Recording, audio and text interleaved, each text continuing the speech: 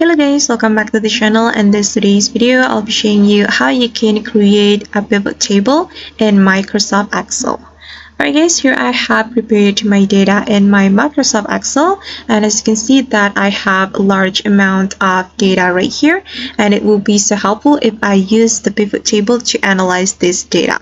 So guys, this is the tree measurement data, and I'm going to use the pivot table to help me to count the average of the tree diameter. So the first thing we have to do is selecting the data.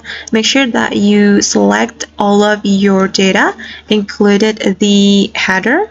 And after you have selected all of your data, you can click on insert button right here, and you can click on pivot table and choose from table or range, and you can choose where you want the pivot table to be placed. And for example, I'm going to select new worksheet and just click on OK. Alright guys, and this is the pivot table field. We can edit this pivot table. So for example, I'm going to add age data for my row, and for the column I'm going to add plot. And since I'm going to count the average of the tree diameter, I'm going to add tree diameter as the values. Okay, and this is the count of tree diameter, and tap on it and click on value field settings to change the value. And I'm going to select average because I want to count the average of tree diameter. Just tap on OK. Alright guys, and this is the average of tree diameter of my data.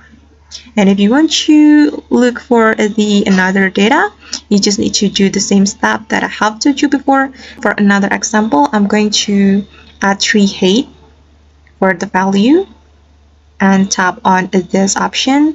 You can tap on value field setting, and for example, I'm going to see the maximum value. Click on max and tap on OK.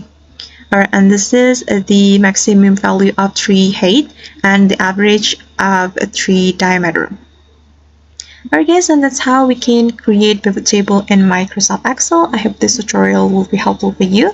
Thank you so much for watching, and see you on the next video.